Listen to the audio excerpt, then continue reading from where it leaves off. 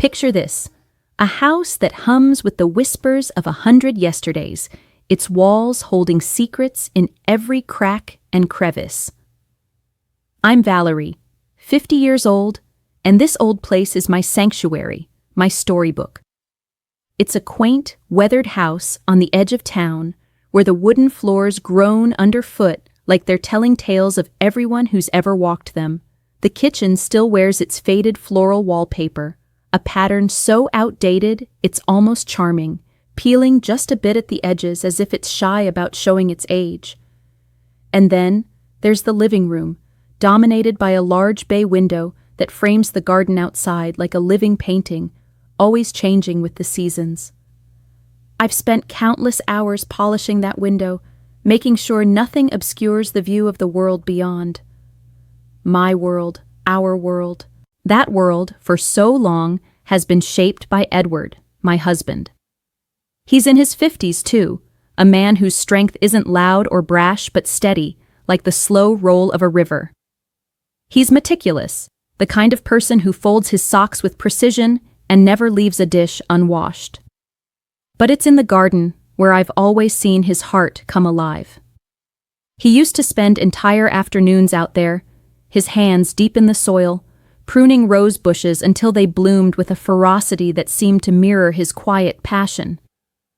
I can still see him planting tulips, each bulb placed with care and shaping the hedges into lines so perfect they looked drawn by a ruler. One memory sticks out, sharp and bright. The two of us under the sprawling oak tree, painting a wooden bench we'd built together. Paint splattered on our clothes, smudges of white on his cheek, and we laughed so hard my sides ached. That bench still sits there, a little weathered now, but a testament to a day when everything felt effortless. But life has a way of shifting under your feet. About a year ago, Edward hurt his back. Something mundane, lifting a bag of soil the wrong way, but it changed everything. The garden, his refuge, became a source of frustration. I'd catch him staring out the window, his eyes clouded with a quiet anger as weeds started to creep into the beds he'd once tended with such love. He couldn't bend, couldn't kneel, couldn't do the things that made him feel whole. We tried to manage on our own for a while, but it was no use. So we made the decision to hire help, someone who could bring the garden back to life for him, for us. That's when Elliot came into the picture. He's 25, tall and tanned from hours under the sun, with a reserved air that makes you wonder what he's thinking. His hands, though, they're something else. They move through the earth with a kind of understanding I've never seen before, like he's speaking a language the rest of us can't hear. He's quiet, rarely speaking unless I ask a question, and even then, his answers are short, clipped, like he's guarding something just out of reach. But there's a rhythm to our days now, a quiet routine that's settled over the house like a familiar blanket, even if it's frayed at the edges. Every morning, I wake to the soft gray light filtering through the curtains, the world outside still half asleep. I shuffle down to the living room, where Edward is already in his armchair by the bay window, a worn book resting in his lap. Most days, he doesn't read it. His gaze drifts to the garden instead, a mix of longing and resignation etched into the lines of his face. I try to start a conversation, something light to fill the silence, but our words have grown sparse since his injury. We talk about the bills piling up on the counter, or the chance of rain later in the week, but never about the dreams we used to share, or the laughter that once echoed through these rooms. It's like we're both tiptoeing around a void, afraid to name it. After a quick cup of coffee, I move through my own routine, the mundane tasks that anchor me to this life. I cook breakfast, scrambled eggs and toast, the sizzle of butter in the pan, a small comfort. Then I tidy up, wiping down the counters, sweeping the floors, making sure everything is in its place. Every so often, I step outside to check on the garden, drawn to it like a moth to a flame. The air out there is crisp in the early hours, carrying the sweet scent of lavender that lingers on my skin long after I've gone back inside. The roses are a vivid red, their petals unfurling like tiny secrets, and the morning dew clings to the grass, sparkling under the first rays of sun. It's a world of color and life, a stark contrast to the stillness within these walls, and I find myself lingering longer than I mean to, just breathing it in. From the edge of the yard, I can see Elliot already at work, his figure a quiet presence among the greenery. He kneels in the dirt, his hands moving with a grace that's almost hypnotic, pulling weeds with precision or trimming stray branches from the hedges. There's a focus in the way he works, a silent conversation between him and the plants, as if he understands their needs in a way I never could. I've caught myself watching him more than I should, drawn to the way his fingers coax life from the earth, the way sweat beads on his brow under the rising sun. Once or twice, our eyes have met across the garden, and his gaze is sharp, piercing, like he's seeing something in me I've long forgotten. It unsettles me, that look, stirring something I can't quite name, and I always turn away too quickly, pretending to fuss over a pot of geraniums. At 50, I've started to feel a restlessness creeping into my bones, a quiet ache I don't know how to name or tame. It's a feeling that's been growing, simmering beneath the surface, and today, it's pushing me out the door with a glass of water in my hand, an excuse to be near the garden, near Elliot. The sun is high now, blazing down with a heat that prickles my skin as I step outside, my sandals crunching against the gravel path. My heart is thumping harder than it should, a wild rhythm I can't control, and I tell myself it's just the warmth, just the exertion of walking across the yard. But deep down, I know it's more than that. I can see Elliot near the rose bushes, his shirt sleeves rolled up, dirt smudged on his forearms as he works. I call out to him, my voice a little too bright, a little too eager, and he straightens up, wiping his hands on his jeans before turning to me with that quiet, unreadable look of his. I hold out the glass, the condensation cool against my palm, and as he takes it, our fingers brush. It's a fleeting touch, but it lingers, electric, sending a jolt through me that I can't ignore. His hand stays there a moment longer than it needs to, and I feel the heat of his skin, the roughness of his calluses, and my breath catches in my throat. I'm frozen, caught in the intensity of that small connection, my mind racing with thoughts I shouldn't have. He looks at me then, really looks at me, and there's something in his eyes, something knowing, something dangerous, that makes my stomach twist in a way I haven't felt in years. He takes a sip of the water, his gaze never leaving mine, and then he speaks, his voice low and intimate, almost a whisper. He tells me the roses are special, that they bloom best after a long absence, as if they've been waiting for the right moment to come alive again. His words hang in the air, heavy with meaning, and I'm not sure if he's talking about the flowers or something else entirely. My mind spins, caught between confusion and a thrill I can't deny.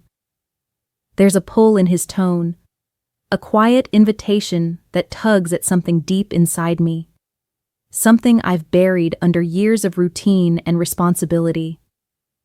I try to laugh it off, to say something casual about the garden, but my voice falters, betraying me. And then, somehow, it happens. I don't know how we get there, how the space between us closes, but suddenly we're by the rose bushes, near the old wooden bench Edward and I painted all those years ago. The scent of the roses is overwhelming, sweet and heady, filling my lungs as I sit down, the rough grain of the wood pressing into my thighs through my thin dress. Elliot is there, close, too close, and yet I don't pull away. His hands are warm, steady as they find mine, and my body reacts before my mind can catch up, leaning into him as if it's been starving for this kind of touch, this kind of attention. I don't think about Edward, or the years we've spent building a life together, or the fact that Elliot is half my age. In this moment, none of it matters. Elliot doesn't ask, doesn't push. He's just there, present, real in a way I haven't felt in so long. My skin burns under his touch, my heart racing as if it's trying to break free, and I let myself fall into it, into him, surrounded by the roses that have witnessed so much of my life. It's over as quickly as it began, but the weight of it lingers, heavy and undeniable. As I pull back, my breath ragged, a rush of emotions crashes over me. There's guilt, sharp and biting, clawing at the edges of my mind as I think of Edward inside the house, unaware of the betrayal that just unfolded in the very garden he poured his heart into. But there's also exhilaration, a wild, reckless energy coursing through me, making me feel alive in a way I haven't in years. And beneath it all, a strange sense of freedom, as if I've just stepped out of a cage I didn't even know I was in. But that fleeting sense of liberation is quickly drowned by a wave of dread as I make my way back to the house. My legs feel like they're made of lead, each step heavier than the last, my sandals dragging against the gravel with a sound that seems to echo in my ears. The taste of guilt is bitter in my mouth, sharp and metallic, like I've bitten down on a piece of foil. I can't shake the feeling that I've crossed a line I can't uncross, that I've stained something pure and irretrievable. As I approach the front door, I deliberately avoid glancing at the living room window. I don't want to see if Edward is there, watching, his steady gaze cutting through me like a knife. Instead, I keep my eyes on the ground, focusing on the chipped paint of the porch steps, counting each one as if it's a lifeline. Inside, I head straight for the kitchen, needing something to do, something to occupy my hands and my mind. I start washing dishes, even though the sink is nearly empty, just a few mugs and a plate from breakfast. My hands tremble as I scrub, the hot water scalding my skin. But I don't stop. I can't stop. The clink of porcelain against porcelain is the only sound in the house, a fragile noise that seems to amplify the silence around me. It's oppressive, this quiet, like a thick fog that presses down on my chest, making it hard to breathe. I can feel Edward's presence in the living room, even without seeing him. He's in his armchair, I know it, just as he always is, but he doesn't call out to me, doesn't ask where I've been or what I've been doing.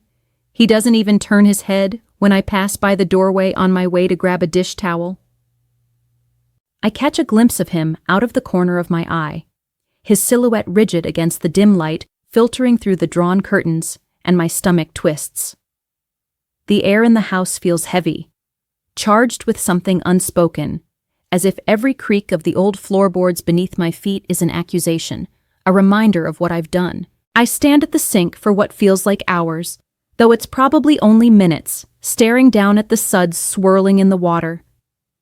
My reflection catches my eye in the curve of a spoon resting on the counter, distorted and warped, and I barely recognize the woman looking back at me. Who have I become? I think of Elliot, of the warmth of his hands, the way his touch seemed to wake something dormant inside me, and my heart aches with a longing I can't suppress. But then I think of Edward, of the life we've built together, the years of quiet companionship, the shared laughter under the oak tree, the way he used to hum off key while tending to his roses. How could I betray that? How could I let a moment of weakness unravel everything we've woven over decades? My mind is a battlefield, torn between the thrill of what happened and the crushing weight of my loyalty to Edward. I grip the edge of the counter, my knuckles whitening, trying to steady myself against the storm of emotions raging inside me. The day drags on, each hour stretching into eternity. I move through the house like a ghost, trying to fill the silence with small, meaningless tasks. I ask Edward if he wants a cup of tea, my voice sounding hollow even to my own ears, and he grunts a short "no" without looking up from the book he's not reading. Later, I mention the weather, something about how it might rain tonight, but his response is just a curt nod, his eyes fixed on some distant point I can't see. Every word between us feels forced, like we're actors in a play who've forgotten their lines. I notice how he's kept the curtains drawn all day, shutting out the garden entirely, as if he can't bear to look at it anymore, or maybe can't bear to look at what it represents now. The living room, once a place of light and warmth, feels like a tomb. The darkness sea. The night falls heavy over the house, wrapping it in a stillness that feels almost suffocating. I'm in our bedroom now, sitting on the edge of the bed, my hands folded tightly in my lap, as if holding myself together. The room is dimly lit by a single lamp on the nightstand, casting long shadows across the walls, making the familiar space feel alien, like I'm a stranger in my own life. My mind is still reeling from the day, from the weight of what I've done, and every creak of the house seems to whisper accusations I can't escape. I've been sitting here for a while, lost in the tangle of my thoughts, when I hear the slow, deliberate sound of footsteps on the stairs. My heart clenches, a tight knot in my chest, because I know it's Edward. There's a rhythm to his steps, a heaviness that wasn't there before his injury, and each one echoes through the quiet like a drum beat, counting down to something inevitable. The door opens, and there he is, framed in the doorway. His face is unreadable in the faint light, his features blurred by the shadows, but I can feel the weight of his presence, like a storm cloud rolling in.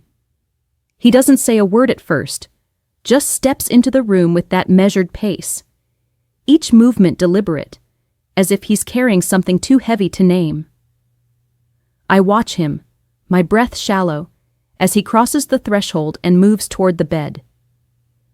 The mattress dips under his weight as he sits beside me, close enough that I can feel the warmth of him, but there's a chasm between us, wider than the few inches of space. The silence stretches on, unbearable, pressing down on me until I feel like I might crack under it. I want to speak, to say something, anything, to break this suffocating quiet, but my throat is tight. My words trapped behind a wall of guilt and fear. Finally, he speaks, his voice low, almost a whisper, but it cuts through the stillness like a blade. You were blooming, Valerie. Like those roses, I couldn't stop it. His tone isn't angry, not sharp or accusing like I expected. It's heavy, laden with a resignation that pierces me deeper than any shout could. I feel my heart sink, a cold, heavy weight dropping into the pit of my stomach, as the full meaning of his words washes over me. He saw everything. Me with Elliot, by the rose bushes, near the bench we painted together all those years ago. My mind races, replaying the moment, wondering how long he'd been watching, how much he'd witnessed of my betrayal. I turn to him, searching his eyes for the anger I deserve, the fury I've braced myself for. But there's none of it there. Only sadness, a deep, aching sorrow that mirrors the lines etched into his face. Lines I've watched deepen over the years. It's worse than anger, this quiet grief, because it tells me I've wounded him in a way that might never heal. I open my mouth to respond, to apologize, to explain, but the words come out in a stammer, fragmented and weak. Edward, I'm so sorry, I didn't mean for... I stop. The excuse is dying on my lips because I know there's nothing I can say to undo what's been done.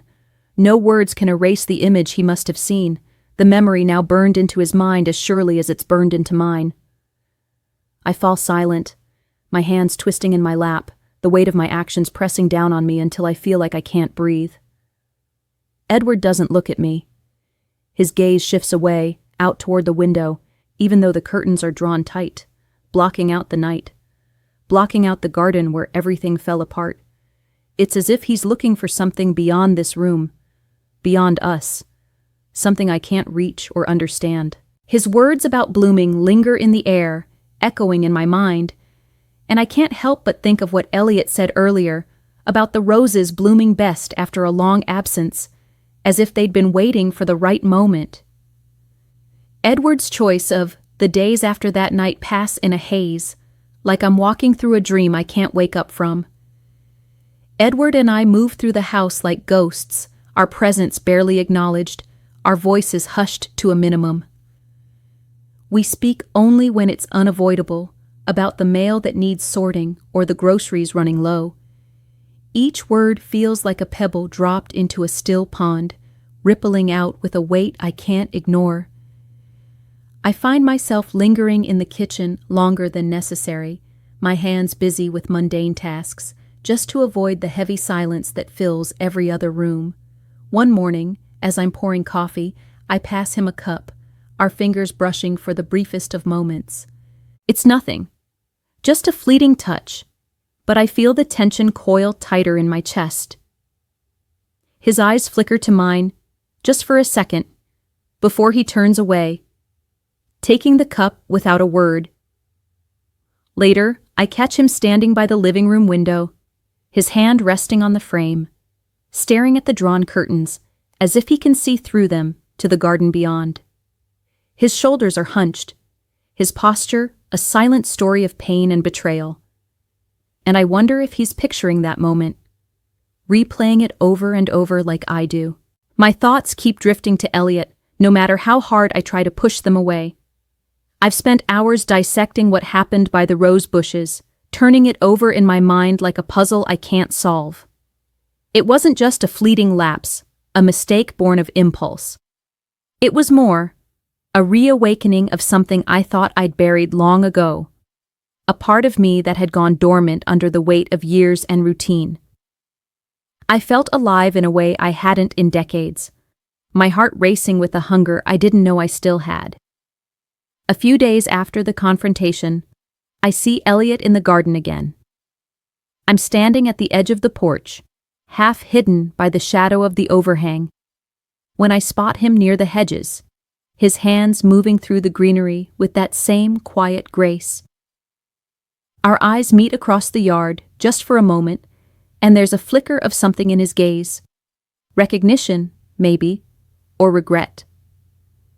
My chest tightens, a rush of memory flooding through me, but I turn away before it can take hold. I can't go back to that moment, can't let myself fall into it again, no matter how much a part of me longs to. I step back inside, closing the door behind me, the click of the latch sounding louder than it should in the stillness. That evening, something shifts, though I can't quite name it. Edward and I are in the living room, sitting on opposite ends of the old couch, the space between us filled with unspoken words. The silence isn't as suffocating as it has been, though it's still there, lingering like a shadow. The lamp casts a warm glow over the room, softening the edges of everything. And for the first time in days, I don't feel the need to fill the quiet with meaningless chatter. I glance at him, taking in the familiar lines of his face, the way his hands rest on his knees, steady and still. Then, without warning, he reaches over, his hand finding mine.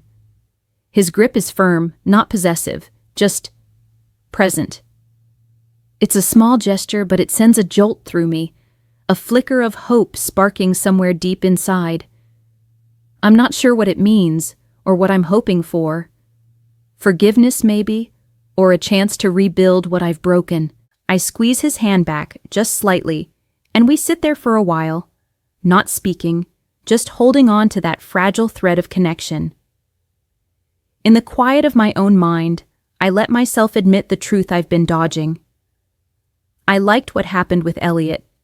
I don't regret it, not fully, even though I know I should.